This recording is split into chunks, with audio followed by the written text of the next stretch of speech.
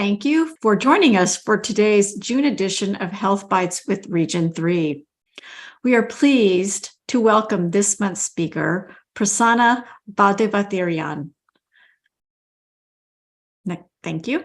Prasanna is a health sciences librarian with research interest in investigating innovative approaches in health sciences education and research.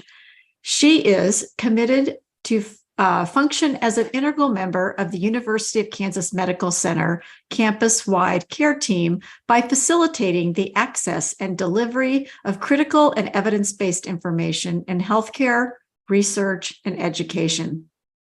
Although Prasanna has multiple job roles, she identifies systematic review collaboration as one of the essential expertise of medical librarians.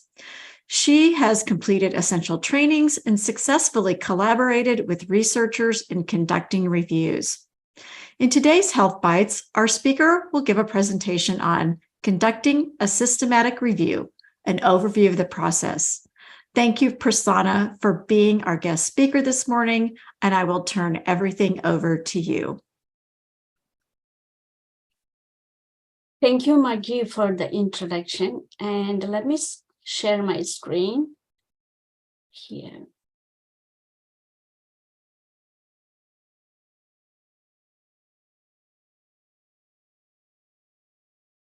Can everybody see my screen okay? Yes, it looks great. Okay. Thank you again, Margie. And today's presentation is about conducting a systematic review, the overview of the process. We have 4 objectives here. The first one is to describe what a systematic review is, along with providing the briefly providing the steps involved in conducting the systematic review. The third objective is identifying the best practices involved in it. I have a couple of resources listed and screenshots and documents that I can share with you. Finally, we're going to explore successful collaboration strategies to complete the systematic review in a realistic way. So before jumping into the presentation, I have a Zoom generated poll that Margie can put on it. The question is, how often have you been contacted by someone with a systematic review project or identified the need of conducting one? I'll appreciate if you could answer that poll.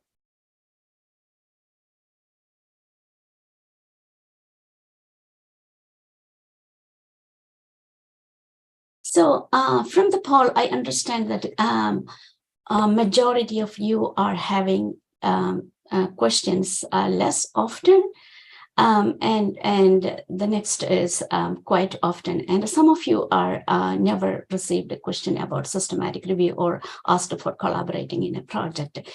It also depends on the type of institution that we work and your job role. If you are working in an academic medical center with various health sciences and medical programs, it's quite possible that you get a higher volume of systematic review project questions. We at the KU Medical Center get moderately a higher number of systematic review related questions recently. So what is a systematic review? It's a type of knowledge synthesis from all the available evidence-based evidence, and it's evidence-based scientific method. It uses explicit systematic, that's how it got the name as systematic review, explicit systematic methods to collect and synthesize findings of studies that address on a clearly formulated question. And what is the significance that you can find a lot of formal definitions online, but this is something that I always keep in mind, that it is based on a clearly formulated question and it uses scientific methods to conduct the evidence synthesis. So what is the significance? If you conduct a title search in PubMed in yesterday, you're going to get more than 216,100 something plus citations retrieved. It was around 40,000 something in 2020. So it has an exponential growth in the literature, and it's really the top priority research and knowledge synthesis practice. They are evidence-based, but not any opinion-based. They are one of the steps involved in the EBM triad, which is collecting all the best available evidence on and making the clinical decision making. Systematic reviews, they identify and summarize all the available research evidence. And again, the exponential growth of research, especially in the healthcare field, demands to systematically summarize available evidence to make decisions in patient care and clinical research. So looking back a little bit of the history of systematic review, in 1753, Dr. Lind summarized a topic on the scurvy treatment. He had a lot of questions on how to summarize the treatment of the available best treatment of scurvy and this is something you can see in the title in the image here, an inquiry into the nature, causes and cure of that disease, and it's a critical and a chronological view of what has been published on the subject.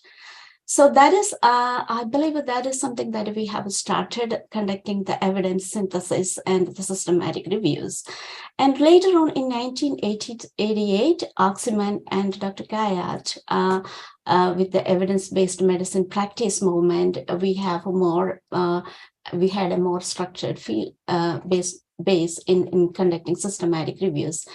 In 1993, with the Cochrane collaboration with the greater international emphasis, the systematic review practice has been further flourished, and we have it is in non-medical field. Also, we have systematic reviews are conducting. So that is if you are looking back a little bit of a history of the systematic reviews that we can narrate.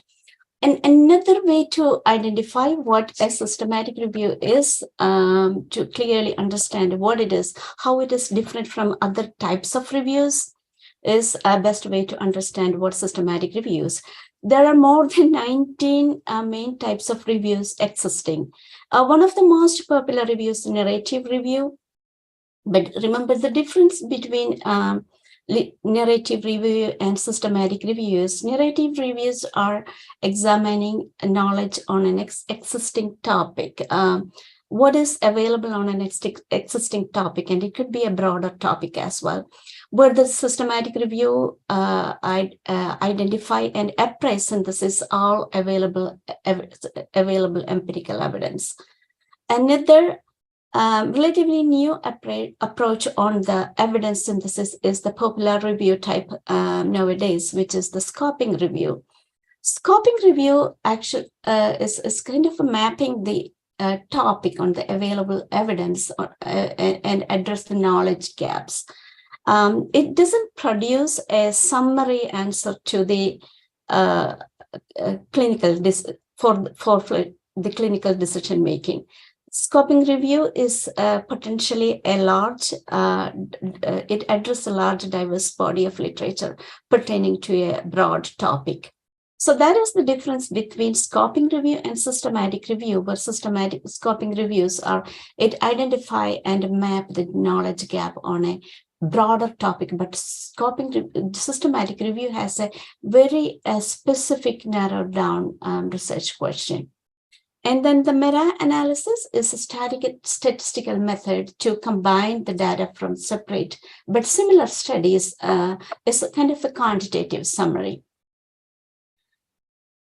So the steps involved in the process is one of the steps is the initial planning, and then the developing the protocol and conducting the literature search. I identify it has more than 6 steps, but we can also see many facets that people describe in systematic review process. There are more than 6 steps in the process, I believe. So out of the 3 steps, initial planning, developing the protocol, and the search is mainly a librarian's or informationist role. And typically, librarian also have many assistance in reporting and publishing the systematic reviews. So these are the steps that we're going to explore all these 6 steps in the following slides. So first, we can formulating a research question is the first step involved in the initial planning. You might be getting a lot of questions on if you get questions for conducting systematic reviews. One of the tasks that I would do is to identify if that is a real one. When I say real one, I meant it. If you are in an academic medical center librarian, it's quite normal that you get a lot of maybe 1,000 words email describing the topic, or asking, hey librarian, I have a systematic review project due on next Monday. Can I complete it before the due date? So the word systematic review sometimes is overused or misused in many times. So we have to find out whether that is a reasonable question and identify, do a lot of background on the question and consultations to identify if that is, if someone is really intended to conduct a systematic review. So once you, in that first step, you can identify the research question. From that 1,000 words topic is something that we can assist people with on developing a very well formulated research question. There are many mnemonics that we can use identifying the research question. I'm going to come over explain that in a bit about of that mnemonics. So typically the PICO question, PICO is more on a mnemonics that used for clinical question or clinical research question. We have also other mnemonics that you can use to develop the research question. And also we have to conduct the preliminary search for the about the question or about the topic and the question. We have to conduct a lot of background and the foreground research for each concepts in the question, and inquire whether the question or the topic qualify for a systematic review project. We can inquire if a systematic review has been already published, or is there a scoping review existing on that, on the question, and then develop a protocol after the preliminary meetings. So when I say protocol, there are formalized protocols from available from Prisma, etc. But you can also make an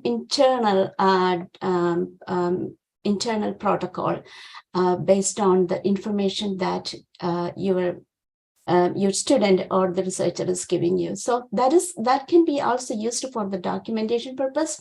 You can let me share my screen over here. So this is something that initial planning that we created. Initial planning, we can send it to the patron or the researcher and collect information. It has research question treated PICO format. Later on, we can help the patron that to come up with a bearer PICO statement. And this form is modified from the Becker Library of St. Louis. And then we can continue with that. We can also make additional information based on your need, and or you can consult the formal protocols. Now, once we have already documented all these things, we can collaborate and team up with make the team. The team is we will have, it's always to have multiple people in the team. So for example, the pirate here is the expert, is the subject expert. We can ask him why he masked, what is the benefit of masking the eye. And we can also see the librarian and the researcher and the reviewer, etc., etc. It's always having it's always best to have more than 3 people in a team. So the protocol development is the next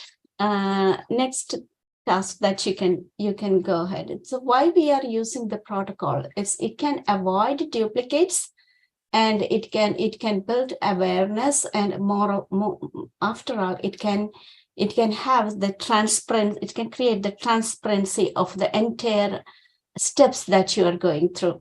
So typically it has a research question, and the your inclusion exclusion criteria, and the literature search sample, the screening, and the quality assessment. Let me show you some of the protocols that we can explore. So Prisma P is the systematic review protocol. So let me go over here and share the screen. So the Prisma checklist, which has the protocol has 16 items, 16 to 17 items, I believe. So this is something that you can use to develop the protocol. And then let me go back to the slide again. And then Cochrane Handbook has also have protocol guidelines and a reporting protocol for the new Cochrane reviews. And then you can always register the protocols in Prospero, which is the most popular protocol registry. So I can show you a sample of a protocol registration. So this is one of the protocols that I have registered in the Prospero. So it has, it can see that it has the review question title. It has information on which databases you have searched, and the type of study, your inclusion, exclusion criteria, etc., etc. So back to the slide. And then other protocol registry is Cochrane Library. Cochrane Library has protocol registration for the studies for intervention. And then the JBI Systematic Review Register. I have included all the links for the resources at the very end of the session, the slides. You can also, in the chat, we can paste the links for the resources that. Another one is Open Science Framework, which is relatively new resource that you can register the protocols. You can also publish the protocol. Many of the Biomed Central journals publish protocols. So that's a good thing that we can, when we're creating a Prospero, we can it's not only as give you the documentation purpose, clear with it. Making every steps clear and clear to proceed, and finally you can also publish that protocol in journals if you like to. Now the second step is literature searching. So the literature searching is a comprehensive and reproducible literature search is the foundation of the systematic review. So Prisma also has guidance on the literature searching part, and also we have also peer review of electronic search strategies.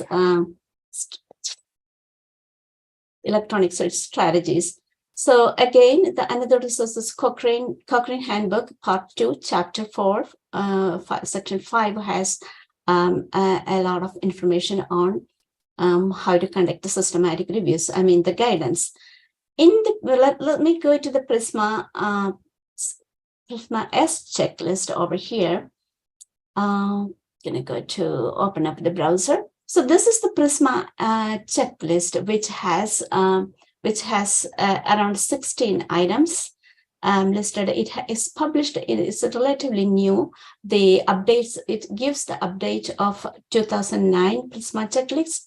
And I believe that the major update is on the section 8, the number 8 over here, which include the search strategies of each databases and information resources, copied and pasted exactly from the database as it is run. So previously in the 9th version of Prisma searching checklist, I have provided only one database search history, but now we have to provide a complete search strategy. And then I believe that the 18, I believe, sorry, the 10th one is search filters. If you have indicated, if you have used any published and search filters, you have used, you have to provide that information.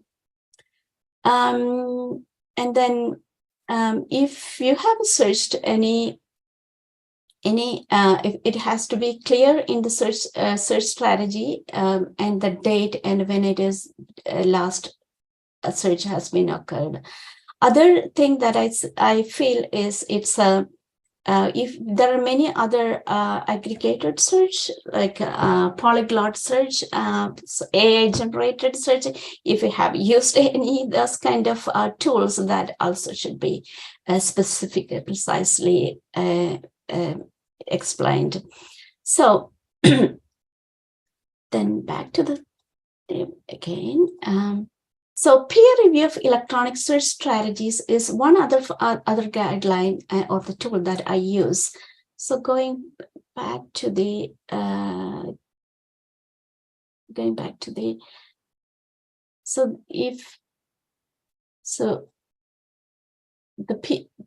I cannot see my screen in here because I have the chat. I have the chat in here. Let's see.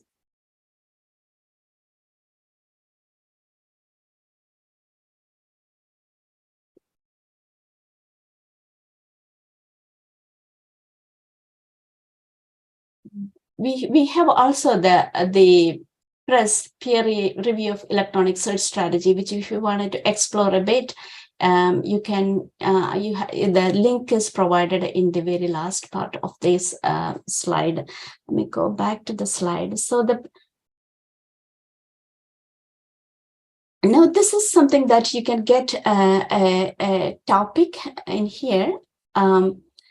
So when you get a topic, you can easily figure out the main concept in the question and figure out with the mnemonics PICOT. I use PICOT because I wanted to know what type of the question be, and if it is the diagnosis type of question or if it is a therapy kind of question. And the second T is in the type of study that they are trying to include. So over here you can figure out that in a person with the rosacea, whether honey is the intervention combined with metronidazole and the oral antibiotics, and the outcome is improvement in the rosacea symptoms. So that is how we can formulate the research question. This slides here, it's giving you this is something that my initial search strategy directly copy pasted from Harvard Medline search. I always like the lines search, but not the kind of the word cloud search, because it can give more rational and easy to understand what has been, how we have used the Boolean operators, etc., etc. I sometimes also color code with each concepts and to explain the people how I have conducted that search. And same as we have the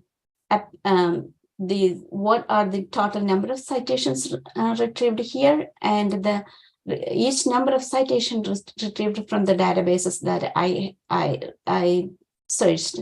And finally, this is something that they have published in the appendix. We can see the search strategies and the databases and the query terms in the embase.com.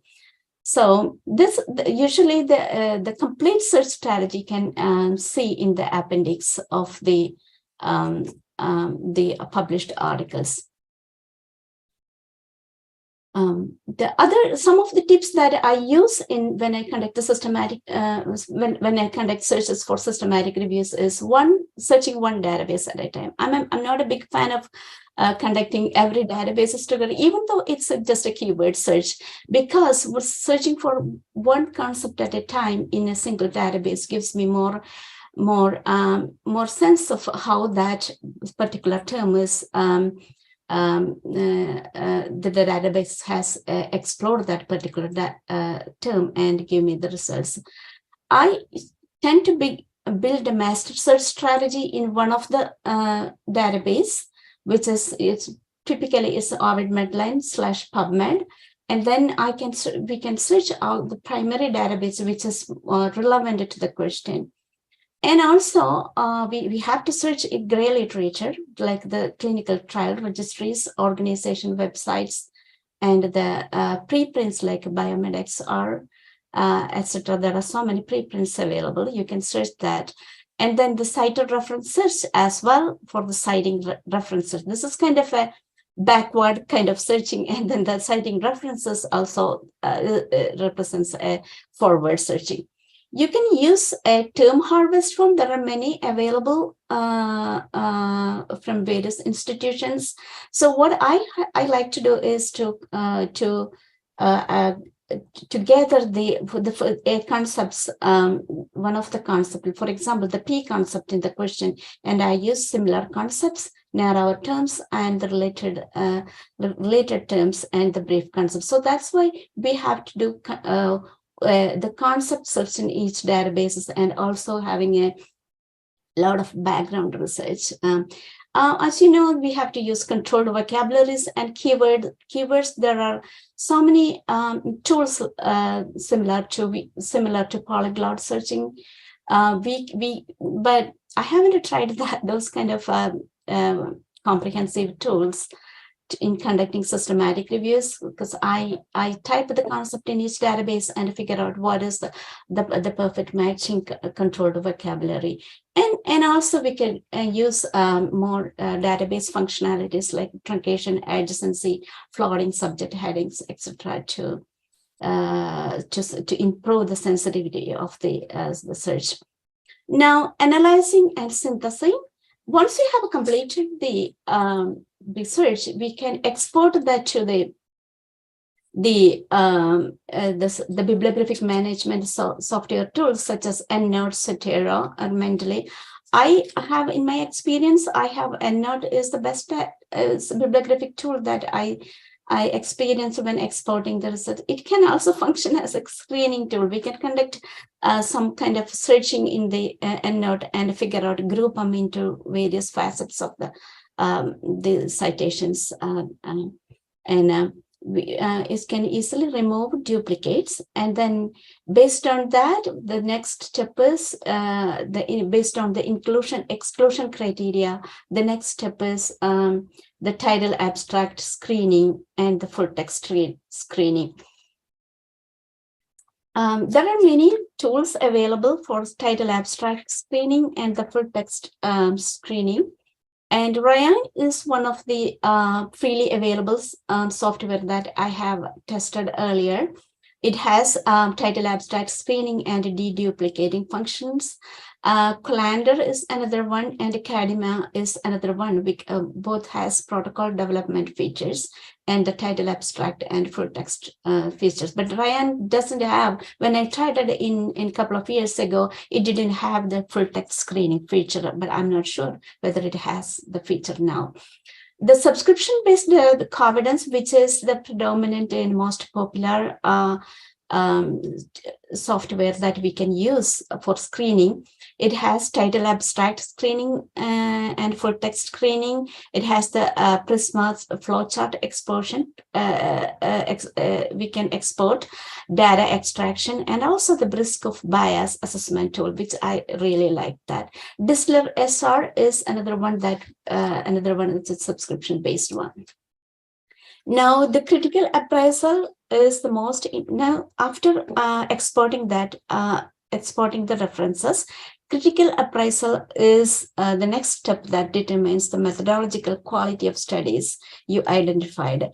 It is mandatory that minimum 2 independent reviewers formally appraise the methodological quality of the studies. In short, it is a method of differentiating good research from bad research. Critical appraisal of studies involves checking the quality, reliability, and relevance of the studies you have selected. You can ask questions like, has the study as aim been clearly stated, or does the sample accuracy reflect the population?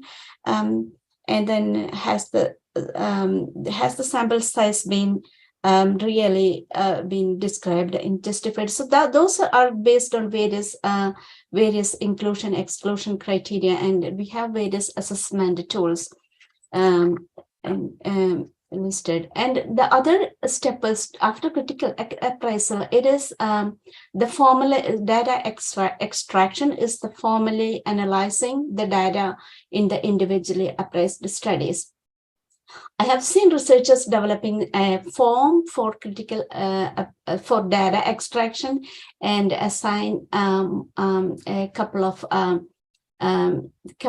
criteria to allocate the data extraction. For example, when we are doing randomized controlled trials, you can assign as a data extraction. It's technically extracting the data from the selected individual studies after you appraise the quality. For example, it's in the randomized controlled trial. If you're extracting the data from the randomized controlled trial, we can look for whether how many people has been blinded, where the study has been conducted, where the results blinded. Those are the data that probably we might look in the critically appraised articles and in the data extraction. And finally, interpreting the findings and synthesizing the conclusion. Occasionally, we might also end up having a meta-analysis in the systematic review, and if that is applicable, not in every case, if that is a quantitative systematic review, there are greater chances that there should be a chance of meta-analysis as well.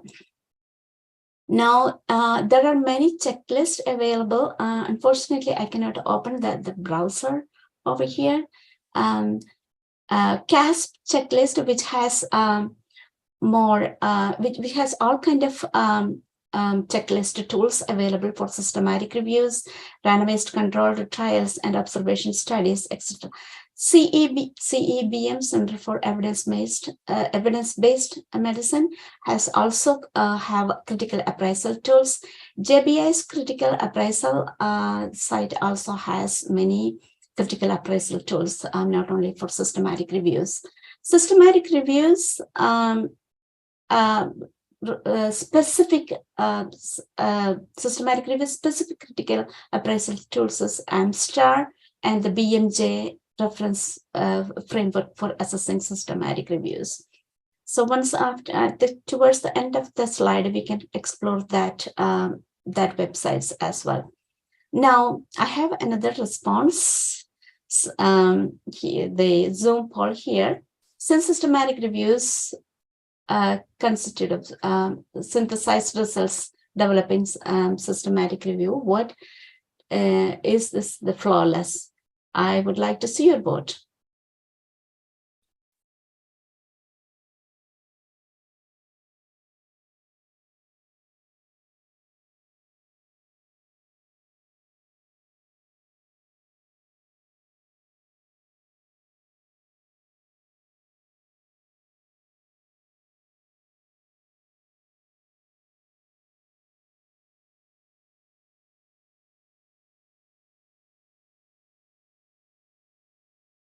Let us end this poll. I know that maybe 90% of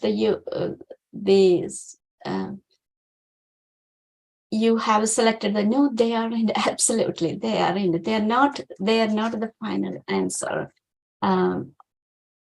So it can be. They can. Systematic reviews also can prone to bias. So bias is a systematic error.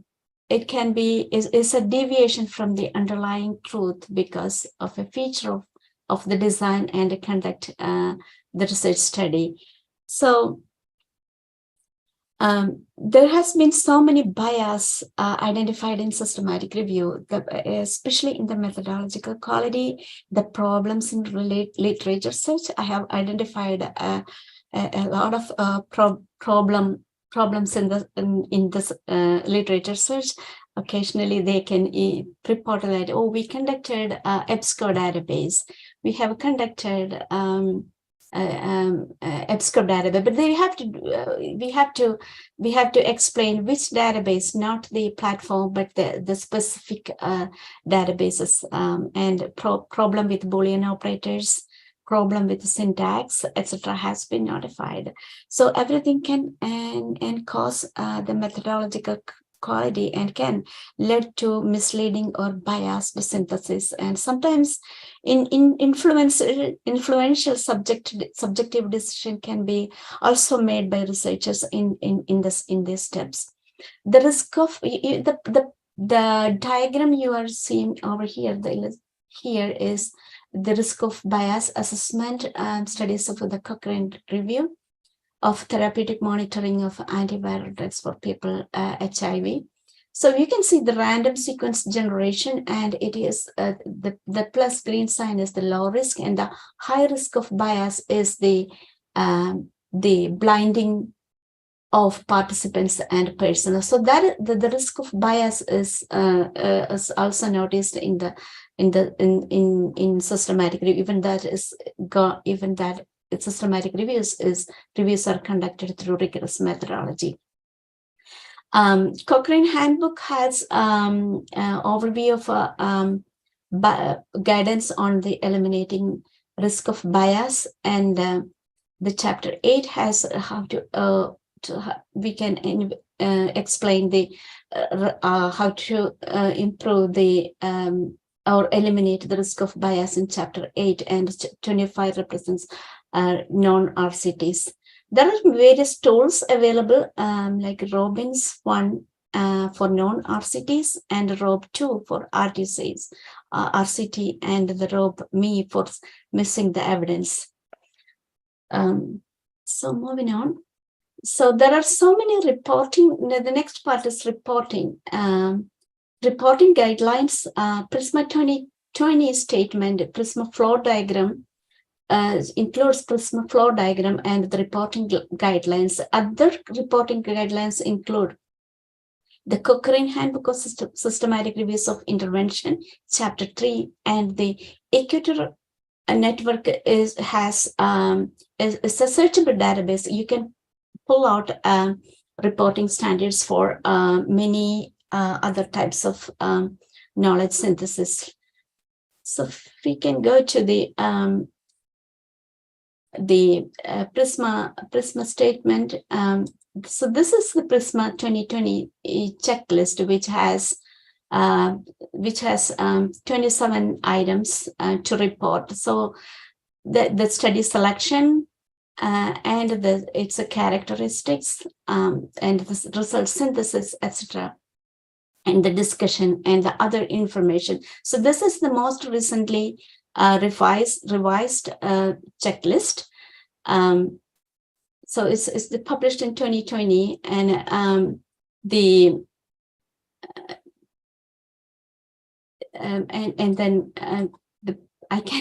it's hard to see the window over here because it's blocking to pull out the resources. So this is the article, the Mohar article, which explains the Prisma checklist development, and this gave me great sense of what the checklist is and how we can use that. So going back to the slide. So even preparing the reporting. So in a typical systematic review article has the title statement and a structured abstract with background and all other background and the results and conclusion, the introduction, etc., and the rationale, aims, and objective. The 27 checklist item in the Prisma statement, as you can match in the method strategy in here. We can take a close look in that. It has the search strategy, the inclusion exclusion criteria, screening and the selection, data extraction and the quality assessment, risk of bias and the synthesis, and finally the results and discussion and conclusion. And typically the search strategy can be stated in the appendix, the complete search strategy along with whatever you have done in whatever database you have searched, and the everything. So now, publishing, there are some of the things that we can consider. The relevance of when selecting the journal, we can consider the relevance of the journal, the reputation of the journal, and when you say relevance, whether you can inquire whether that either the topic or the manuscript match exactly on your topic, and the authenticity of the journal. The visibility, how visible is how visible you're gonna be when you are published, whether you want to select an open access journal / the traditional journal, and the copyright policy. Some of the journal selection tips that I listed here is Sharma Romeo can give you the clear view of the copyright policies.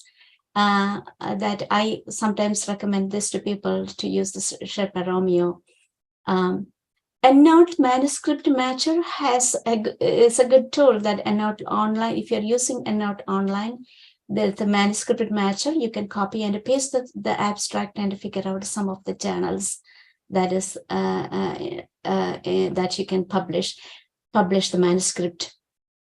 Elsevier Journal Finder is another one that you can use, and it can sort out the journal based on the abstract. You can copy paste the abstract and sort out the various journals on the topic, and is whether also you can sort out it's as open access or the traditional journal.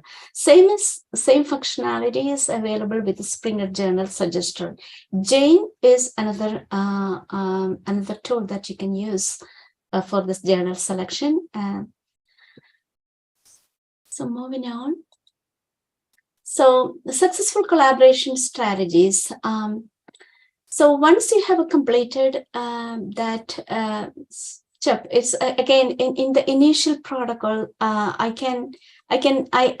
That you have collected the information from people, the internal protocol, that you can educate people, because most people are approaching you for the systematic review project without having enough idea on how in-depth is it.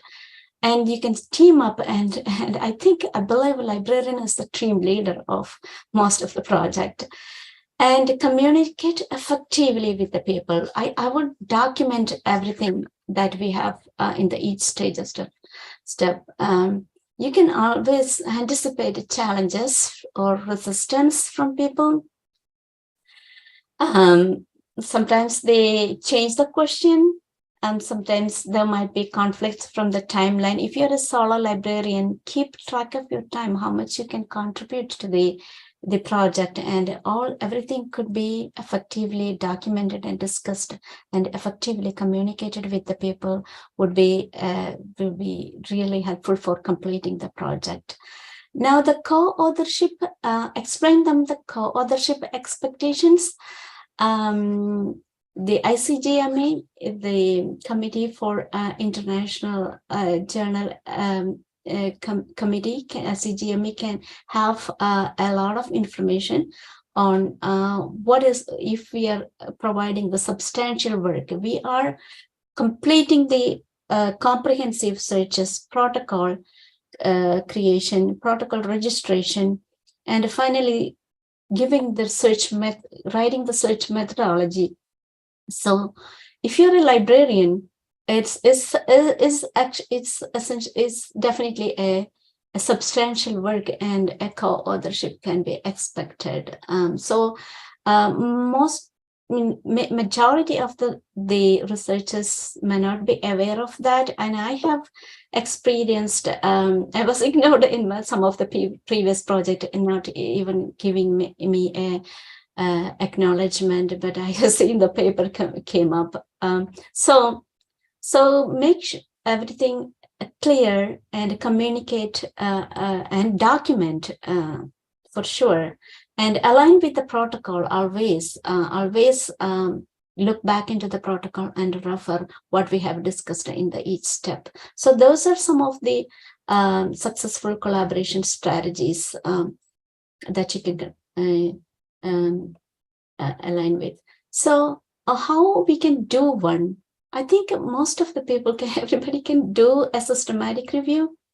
That if we have enough background and knowledge, and having trainings, professional trainings and online free training. I have listed free trainings and some of the good training links that we can have a systematic review training. I believe it's a scaffolded training would be the best if you are wanting to have information, more knowledge on or background on protocol development. Go ahead and get it. Or if you wanted to have more literature searching training, there is also on that, and those are something that we have to consider in real life or real systematic review scenario. How can it be applicable? So that is something that we can always think about. When you have increased demand, that means increased resources, you need increased time. Beware that if you're a solo librarian having multiple roles, or not a full-time systematic review librarian, you will need more than the recommended time to complete the systematic review. So anticipate those things when we are starting a project. So these are the additional resources that I have listed. JBA evidence synthesis, which is a nice guideline and manuals available. I'm not listing everything. I'm not reading out everything. MLA Systematic Review Caucus is another good page that you can get a lot of information on systematic review. There are so many trainings available in conducting systematic review. Introduction to Systematic Review, offered by Johns Hopkins, is a nice one that I really liked. That the Campbell Collaboration online course, Systematic Review and Meta-Analysis, Carnegie Mellon, which is really, really good one. They also have a multiple choice questions to test what we have learned, and then there are systematic review aggregate tools available as well. So if you can check out this link, that will be great to see what are the systematic review aggregator tools. Other one is the recent one that we have in MLA Systematic Review Pathway Training, which I believe would be a good one too. to. And I think we are on time. That's all my presentation. Wrapping up, it's actually a process. It's a trial and error process, and we have to follow the guidelines.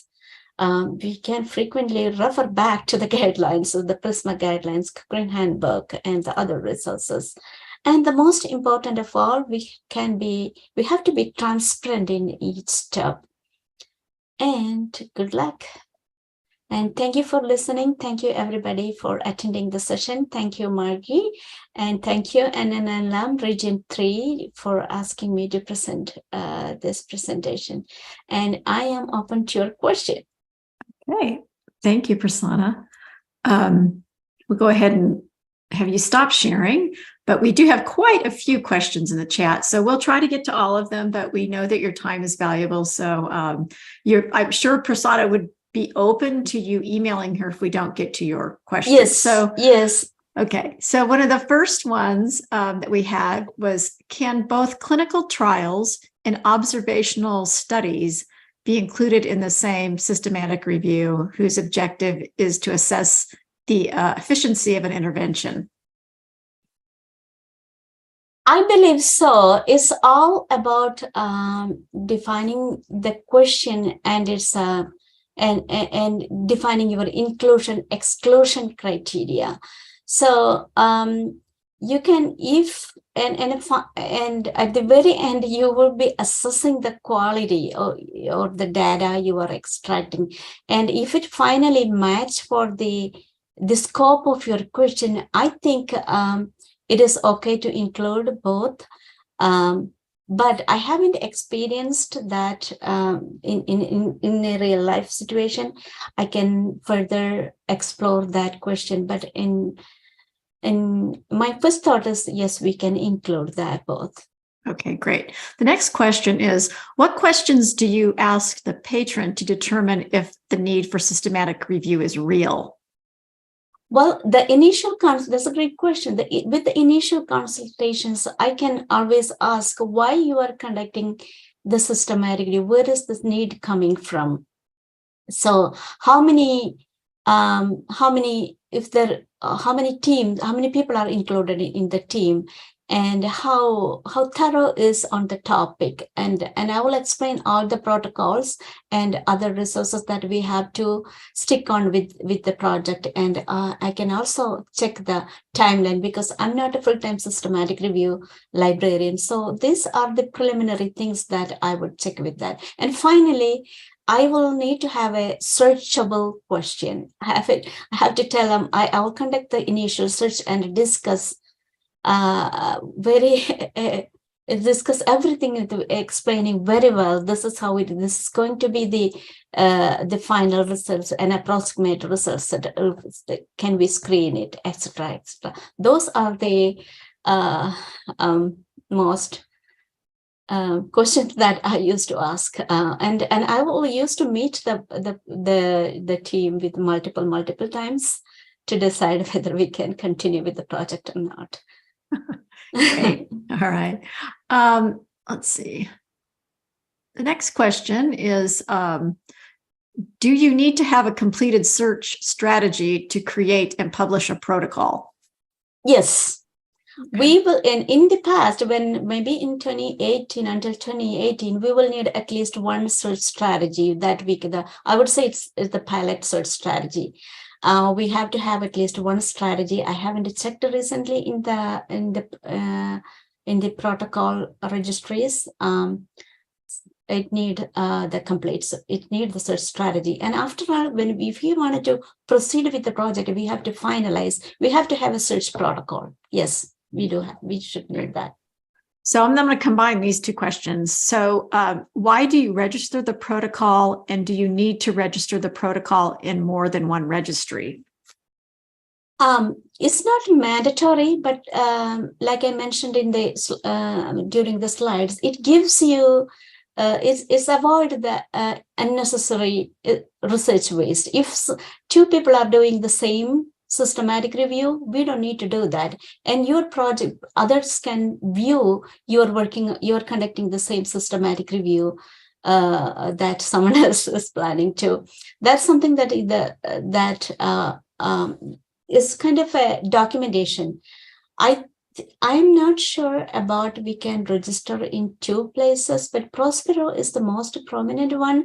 Some registries are charging they charge money. So I don't, and also we can upload the data or the search strategies in venues like Figshare, etc. So it could be possible that you can register in multiple places, but I haven't registered in multiple places. It's something that I have to investigate. We can register in 2 places. Great. Well, thank you. We're nearing the top of the hour, and there are some other questions, but if Prasanna, I know, would be happy to answer them if you want to drop her an email. So her email is in the slides. So please feel free to contact her that way. And I think we have enough questions and interest that we may need to bring her back for another presentation. So I really thank you, and thanks to all of you. Thanks to our captioner, Katie, and all of you for coming. And a special thanks to my friend Prasanna for sharing your expertise with us. And we look forward to seeing all of you at next month's Health Bytes with Region 3. Thank you, everyone. Thank you again.